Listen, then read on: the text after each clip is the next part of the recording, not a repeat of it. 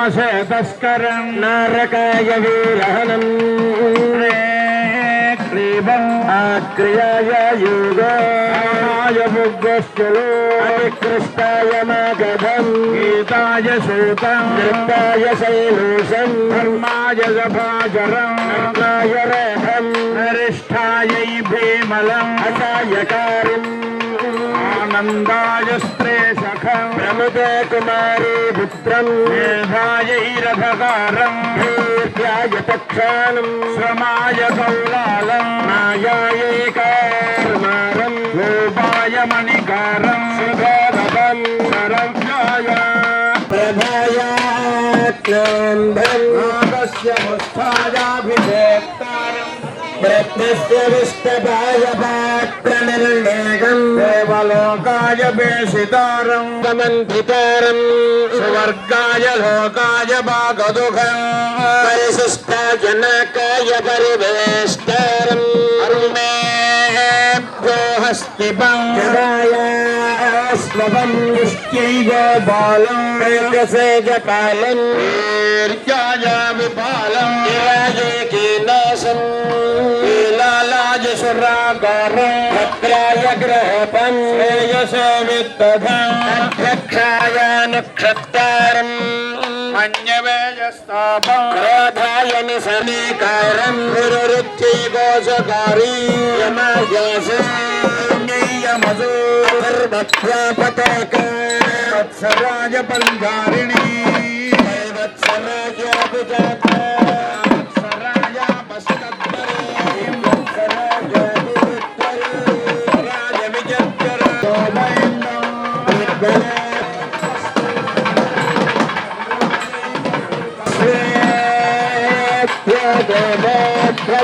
फलं पश्चात् दोषाय त्वं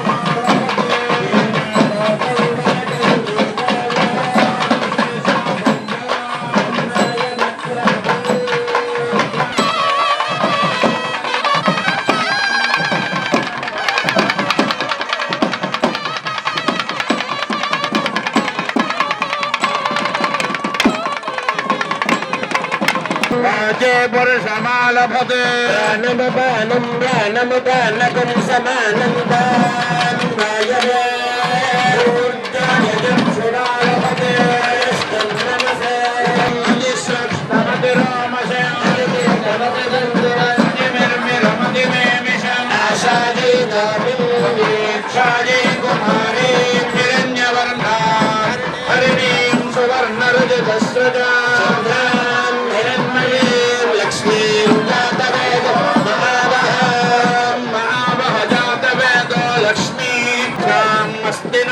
प्रबोधिनी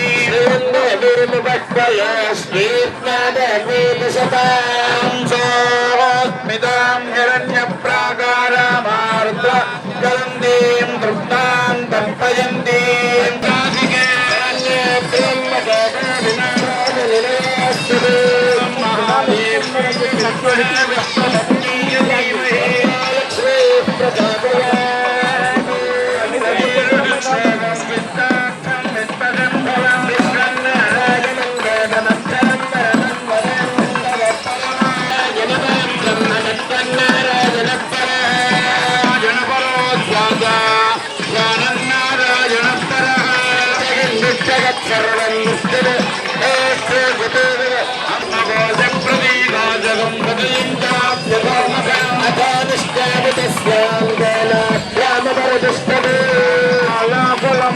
विश्वस्याजनं महत्वं जयादुष्टलं मत्यादाशकन्निमं तस्य भक्तवन्निशिखा अनेयात्र व्यवस्थितः यदमध्यस्थान् विद्युल्लेखे भवात्तरा राजाय नमः स्वस्ति राज्यं भोज्यं स्वाराज्यं नैराज्यं रमेश्यं राज्यं महाराज्यमाधिपत्यमयं कमन्दपर्यायीश्यात्मभवस्यात्मायुषः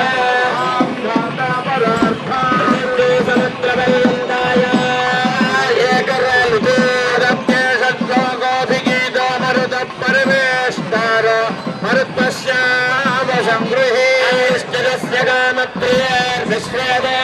समागत इति एतं विष्णवे जगन्निर्भवति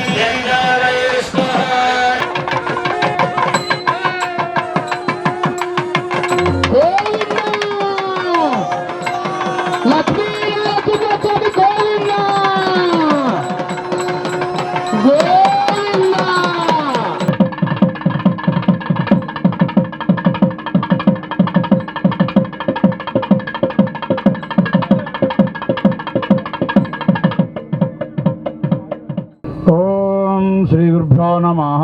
हरि ओम। नहि ते क्षत्रन्न सहो न मन्यं वयश्च नामे पतयन्त आपोः नेम आपो अनिमिषं चरन्तीर्नयेवापस्य प्रवृणं जभ्रम् अबुद्धे राजा वरुणो शोर्ध्वं स्तोपं वदते भूतदक्षः नीचेनास्थुरपरिबुद्ध एषामस्मे अन्तर्निहिताः केतवस्युः पुरं राजा वरुणश्चकार सूर्याय पन्थामन्वे एतवाओ अपते पादा प्रतिधातवे करता पावक्ता हृदया विलश्यतो शतन्ते राजन् भिषजः सहस्रामुर्वीगाभीरामदिष्टे अस्तु बाधस्वदूरेण रतिम्बराजे कृतञ्जिदेन प्रमोमध्यस्मदे अमीयरुक्षाणि हि दास उच्चानक्तम् ददुष्ये कुहाचिद्दिवेयोः अदब्धानि वरुणस्य व्रतानि विजाकाशच्चन्द्रमा नक्षामेति तत्त्वायामि ब्रह्मणा वन्दमानस्तदाशास्ते यजामानो हविर्भिः अहेडमानो वरुणेह भूत्युरोषं समान आयुः प्रमोषीः तदेन्नत्तं तत्तिवामह्यामाहुस्तदयं येतो हृद आविजस्ते शनस्य भोह्यमवद्गर्भेतस्य अस्मान् राजा वरुणो ममोत्तो शनस्य भोह्यमवद्गर्भेतस्त्रिष्वादित्यन्द्रोपदेशो बद्धः अवैनं राजा वरुणस्य सृज्यात् विद्वाङ्गदब्धो विमोक्तपाशान् अवदेहेलो वरुण नमोभिरवायज्ञेभिरीमहे हविर्भिः क्षयन्नस्मभ्यामसुरप्रचेता राजन्नेनांशिश्रधः कृतानि उदुत्तमं वारुणपाशामस्मदमाध्यमं विमध्यमं श्राद्धाय अथा वयमादित्यव्रते तवानागसो अदीतये श्यामा नो च चन नो च पुरा पुरा चन नो च पुरा च पुरा पुरा च पुरा च पुरा च पुरा च पुरा च पुरा पुरा च सदानं सदानं च पुरा पुरा च सदानं च सदानं सदानं च सदानं च सदानं च सदानं च सदानं च सदानं सदानं च रयीनां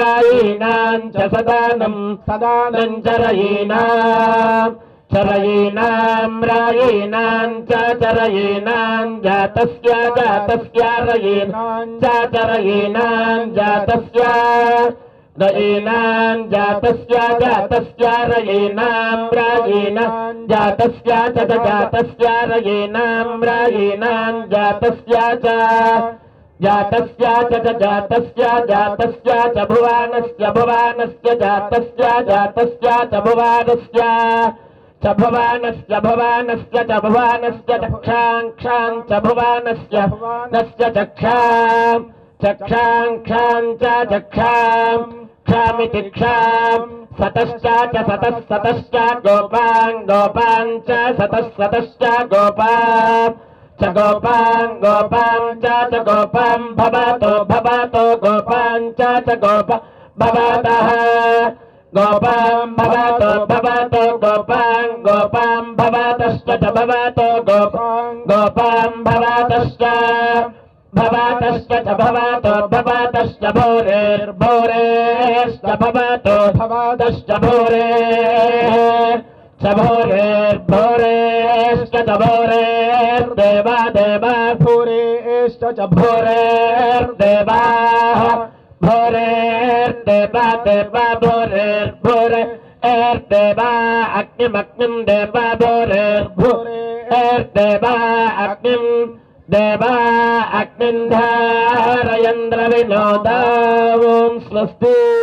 कृष्णादेव समुत्थितं जगदिदं कृष्णस्य दासोऽस्म्यहं कृष्णे तिष्ठतु सर्वमेतदखिलं ఏ కృష్ణ సంరక్షమాం. ప్రియ భగవద్బంధువులారా, శ్రీ లక్ష్మీ నృసింహస్వామి వారి యొక్క దివ్యక్షేత్రంలో అత్యంత వైభవోపేతంగా నవాన్నిక దీక్షాపూర్వకంగా మనకు బ్రహ్మోత్సవములు వైభవంగా నిర్వహించుకుంటున్నాం. ప్రతిరోజు కూడా స్వామివారు ఉదయం సాయంకాలము వివిధ అలంకారములలో దేదీప్యమానంగా అందరినీ కూడా ఆనందింపచేయడం కొరకు అద్భుతంగా పురవీధులలో ఊరేగుతూ భక్తులందరికీ కూడా దర్శనమిస్తున్నారు. వాహనము ఒక స్వరూపంలో ఉన్నట్టయితే జడ పదార్థమైనటువంటి ఒక వృక్ష రూపంలో మనందరికీ కూడా దర్శనమిస్తున్నారు. అసలు భగవంతుడు చైతన్య స్వరూపుడు పరమాత్మ. కానీ ఏంటి వృక్షంలో రావడం ఏంటి అనేటువంటిది మనందరికి కూడా అసలు అర్థం కాకుండా మనమందరం కూడా ప్రశ్నించుకోవాల్సినటువంటిది ఉంది. ఎందుకయ్యా అంటే వృక్షో రక్షతి రక్షిత అని మనకు ధర్మం చెప్తోంది. వృక్షాలను కనుక మనం రక్షించినట్టయితే అవి మనల్ని రక్షిస్తాయి. ధర్మో రక్షతి రక్షిత అనేది వేరు. వృక్షో రక్షతి రక్షిత అంటే ఏంటి అంటే వృక్షములు అనేటువంటివి మనకు ప్రాణవాయువుని ఇస్తాయి. అలాంటి ప్రాణవాయువుని ఇచ్చేటువంటి వృక్షాలను కనుక మనం పెంచినట్టయితే అవి మన అందరినీ కూడా కాపాడుతూ మంచి వర్షాలను కురిపించి చల్లని గాలిని పీల్చి మన అందరిని కూడా రక్షిస్తాయి అని చెప్పేసి పరమాత్మ మనకి ఈరోజు ఒక కల్పవృక్ష వాహనంలో మనందరికి కూడా దర్శనమిస్తూ ఉన్నాడు. ఈ కల్పవృక్ష వాహనం ఏంటయ్యా అంటే కోరినటువంటి కోరికలు తీర్చేటువంటి వాహనం. దీని పేరే కల్పవృక్షం. కల్పవృక్షం ఇతడే, కామధేనువు ఇతడే. మనకు క్షీర సముద్రం చిరికినప్పుడు అమృతము, విషము, అలాగే ఐరావతము, అశ్వము వచ్చిన విధంగానే మనకు కల్పవృక్షము కూడా దానిలోంచే ఉద్భవించింది. కామధేనువు దానిలోంచే వచ్చింది.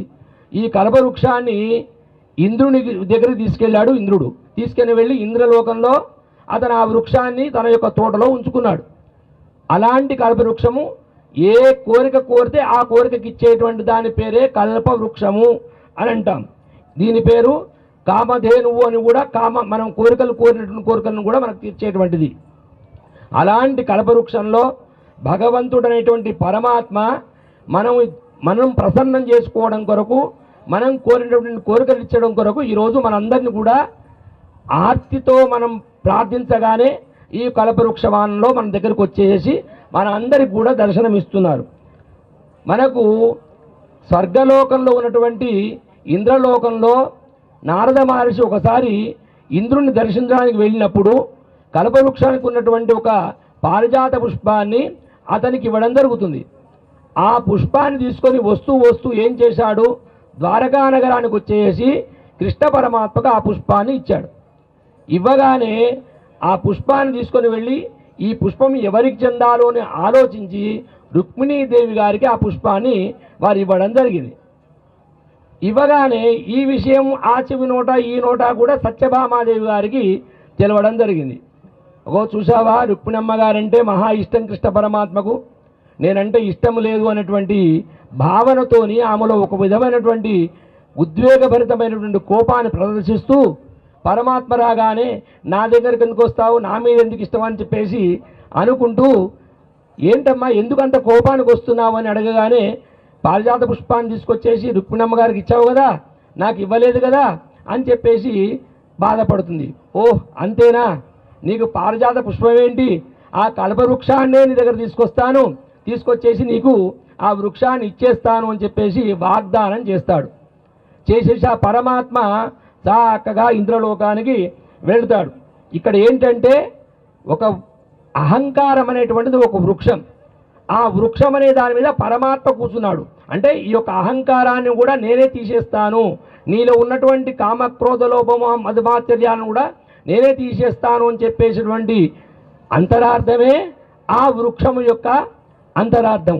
అలాంటి విధంగా స్వామి అక్కడికి వెళ్ళి ఆ యొక్క కల్పవృక్షాన్ని తీసుకొని వస్తున్నప్పుడు ఇంద్రుడు అతనితో బాగా యుద్ధం చేస్తాడు. అతని యొక్క అహంకారాన్ని అణిచి ఆ యొక్క కల్పవృక్షాన్ని తీసుకొచ్చేసి సత్యభామాదేవి యొక్క తోటలో దాన్ని నాటడం జరుగుతుంది. కల్పవృక్షం యొక్క విశిష్టత ఏంటి అంటే ఆ కల్పవృక్షానికి వచ్చినటువంటి పుష్పాలను అది కింద పడ్డా పవిత్రమైనటువంటివే.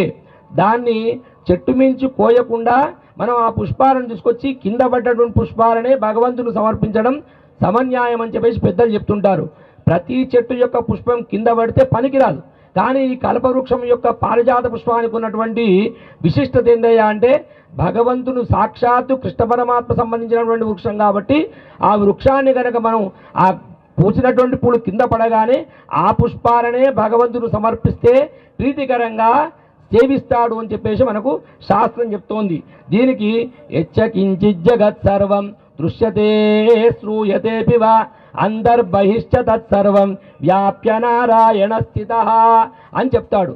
ఏంటి అంటే ఈ విశ్వంలో కంటికి కనపడనటువంటి వాడిని నేనే, కనిపించేది నేనే అని చెప్తున్నాడు. కంటికి కనపడినటువంటిది ఏందయ్యా అంటే ఒక గింజను మనం భూమిలోకి పాతాం. భూమిలోకి పాతిన తర్వాత కొన్ని రోజుల వృక్షంలాగా ఉద్భవిస్తుంది. విత్తనాన్ని నేనే, వృక్షాన్ని నేనే అని చెప్పేటువంటి యొక్క విశేషమైన అర్థమే అదనంట. అంతః లోపట ఉండి నువ్వు లోపట పెట్టినటువంటి ఆ గింజ అది ఫలించి వృక్షంగా ఉద్భవిస్తుంది. తర్వాత బయటకు వచ్చిన తర్వాత అది పెద్ద వడవృక్షమై అది ఊడలు కాయలు పూతతో ఉన్నప్పుడు కూడా నేనే. అంధః బహిశ్చ తత్సర్వం వ్యాప్య నారాయణ స్థిత. అలాంటి నారాయణ స్వరూపమే ఈ యొక్క కల్పవృక్షము అని చెప్పేసి చెప్తున్నాడు. అలాగే యహ ఆత్మని తిష్టన్ ఆత్మనోంతర యమాత్మానవేం ఏవం వేద అని చెప్పేసి మనకు భగవత్ విషయంలో చెప్తున్నాడు. ఈ చెట్టు లోపట నాటినప్పుడు దాంట్లో నుంచి వచ్చిన తర్వాత పైకి వచ్చిన తర్వాత పుష్పాలు చక్కగా కనబడినప్పుడు కానీ ఫలాలు బాగా కనబడినప్పుడు కానీ ఆ ఆకులలో మంచి జీవరసం కనబడుతున్నప్పుడు ఆ పరమాత్మ లోన ఉండి ఆ యొక్క రసాన్ని బయటికి తీసుకొస్తున్నాడు. ఎప్పుడైతే ఆ చెట్టు లోపల ఆ జీవరసం ఉండదో అప్పుడు ఆ చెట్టు నశించిపోతుంది, ఎండిపోతుంది. అంటే లోన ఉన్నటువంటి పరమాత్మ ఎప్పుడైతే రసాస్వాదంగా ఉంటాడో అప్పుడే ఆ చెట్టు వికాసవంతంగా ఫలవంతంగా పుష్పవంతంగా అందంగా ఆనందంగా కనబడుతుంది అని చెప్పేసి చెప్తున్నాడు. అలాగే ఈ కల్పవృక్షం కూడా అత్యంత పుష్పవంతమై ఎక్కడ ఒక ఆ చెట్టు పరిసరమే కాకుండా ప్రపంచమంతా కూడా ఆ యొక్క సువాసన వెలువడడం అనేటువంటిది ఒక కల్పవృక్షానికే సాధ్యమైనటువంటిది చెప్తున్నటువంటి ఉపమానం. ముఖ్యంగా కరెంటు ఉంది. కరెంటు మనకు నీళ్లలో నుంచి మనకు విద్యుత్ శక్తి వస్తుంది. ఒక తీగ ద్వారా ఆ కరెంటు వచ్చేసేసి ఒక బల్బులోకి వచ్చేస్తుంది. అంటే తీగ మనకు కనపడదు, నీళ్లలో ఉన్నది కనపడదు, కానీ ఆ కాంతి మనకు కనపడుతుంది. అలాగే ఆ పరమాత్మ కూడా లోన ఉండి దాన్ని కాంతింపజేయడమే మనకు దాని యొక్క వర్చస్సు. అందుగురించే మనకు వేదం ఏం చెప్తుంది? అహం వృక్ష శరీరివా కీర్తి పృష్టం గిరేరివా అని చెప్తున్నాడు. వృక్షాన్ని నేనే, వృక్షంలో ఉన్నటువంటి జీవరసాన్ని నేనే అని చెప్పేసి పరమాత్మ స్వయంగా తనంతట తానే చెప్పుకుంటున్నాడు. భగవద్గీతలో ఊర్ధ్వమూర్ధ్వమదశాకం అశ్వత్థం ప్రాహురవ్యయం ఛందాస్యస్య పర్ణాని యస్తం వేద వేదవిత్ అని చెప్పిండు.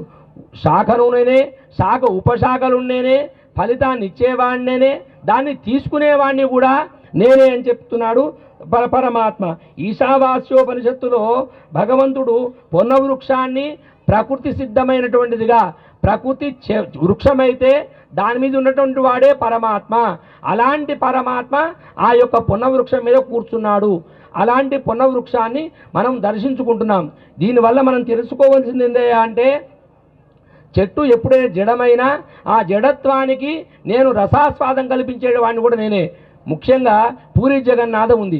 ఆ పూరి జగన్నాథంలో కృష్ణ పరమాత్మ ఏ స్వరూపంలో ఉన్నాడు? ఒక వృక్షాన్నే తీసుకొని దాంట్లోనే ప్రాణప్రతిష్ఠ చేసుకొని నిత్యం పూజిస్తుంటారు. అంటే వృక్షంతో యుక్తంగా నేనే ఉంటాను అని చెప్పాడు. ఏ ఆలయానికి వెళ్ళినా ఆ ఆలయంలో ధ్వజస్తంభాన్ని మనం దేంతో చేస్తాం? దారుతోనే చేస్తాం, చెట్టుతోనే చేస్తాం. అలాంటి వృక్షాన్ని కూడా నేనే. కాబట్టి వృక్షం ద్వారా సేవించవచ్చు, శిల ద్వారా సేవించవచ్చు, లోహమయం ద్వారా కూడా నన్ను సేవించవచ్చును అని చెప్పేసి మనకు ప్రకృతి సిద్ధంగా మనకు పూరి జగన్నాథ స్వామిని చూపించడం కూడా ఈ యొక్క కల్పవృక్షం యొక్క అంతరార్థమే అని చెప్తున్నాడు. శ్వేతార్కోపనిషత్తు లోపల వృక్ష ఇవ స్తవోదివతిష్ఠేత్, పరమాత్మ ఆకాశంలో నిశ్చలంగా ఉంటాడు. ఎలా అంటే వృక్షం ఏ విధంగా నిశ్చలంగా నిలబడుతోందో అలాగే నేను కూడా నిశ్చలంగా ఉంటాను అని చెప్తున్నాడు. పొన్న వృక్షానికి అది చెట్టు మీద పుష్పం వాడిపోయినా ఆ పుష్పం మొత్తం వికసించకుండా దాన్ని తీసుకు స్వామి యొక్క పాదాలయందు ఉంచినట్టయితే అది పవిత్రమైనటువంటిదే అని చెప్పి దానికి అటువంటి శక్తి సామర్థ్యం ఉంటుంది. ఎప్పుడు కూడా మనం చెట్టు నడుస్తున్నప్పుడు మనకు చెప్పులు ఉండాలి కాళ్ళకు, కానీ ఆ చెప్పులు లేకుండా పోతే మనకు కాళ్ళు కాలుతాయి. అలాగే వృక్షం నీడ కావాలంటే ఆ వృక్షం కిందికి పోయి నిలబడాలి మనం. అందుగురించి వృక్షం అనేటువంటిది నీడనిచ్చేటువంటిది. పెరమాణ భగవత్ సన్నిధికి వెళ్ళినప్పుడు ఆ వృక్షంలాగా మనందరికి కూడా నీడనిస్తూ కాపాడుతూ ఉంటాడు. ఎప్పుడు కూడా నేనున్నాను, నా చెంతకు రాండి అని చెప్పడమే ఒక విశేషమైనటువంటిది. కృష్ణ పరమాత్మ కూడా గోవర్ధన గిరిదారి చేసినప్పుడు అందరినీ కూడా దాని కిందికి రమ్మన్నాడు. నేను రక్షించేవాడిని వాడినే, తీసుకునేవాడిని వాడినే, ఇచ్చేవాడిని నేనే అని చెప్పేటువంటిదే ఈ యొక్క కల్పవృక్ష వాహనం యొక్క అంతరార్థము. మనం ఎన్ని చెట్లను పెంచితే ఆ చెట్ల యొక్క గాలి ద్వారా మనకు వానలు పడతాయి, చక్కని చల్లని నీడ ఇస్తుంది, ఆక్సిజన్ ఇస్తుంది, ప్రాణవాయువుని ఇస్తుంది, మనం ఇచ్చేటువంటి కార్బన్ డైఆక్సైడ్ని తీసుకుంటుంది. అలాంటి వృక్ష జాతిని మనం ఎప్పుడు కూడా రక్షించుకోవడం మన యొక్క ధర్మం. రైతు విత్తనం నాటేంత వరకే రైతు యొక్క ధర్మం. అది నాటిన తర్వాత అది ఫలింపజేయడం భగవంతుని యొక్క అనుగ్రహం. అంటే నువ్వు చేయడం వరకే నీ యొక్క ధర్మము, చేసిన తర్వాత దాన్ని ఫలింపజేయడం నా వంతు అని చెప్పడమే ఈ యొక్క కల్పవృక్ష వాహనం యొక్క అంతరార్థము. మనకు అనుకున్నటువంటి కోరికలన్నీ కూడా నెరవేర్చుగా కానీ ప్రార్థిస్తూ స్వస్తి సమస్తన్మంగళాని భవంతు.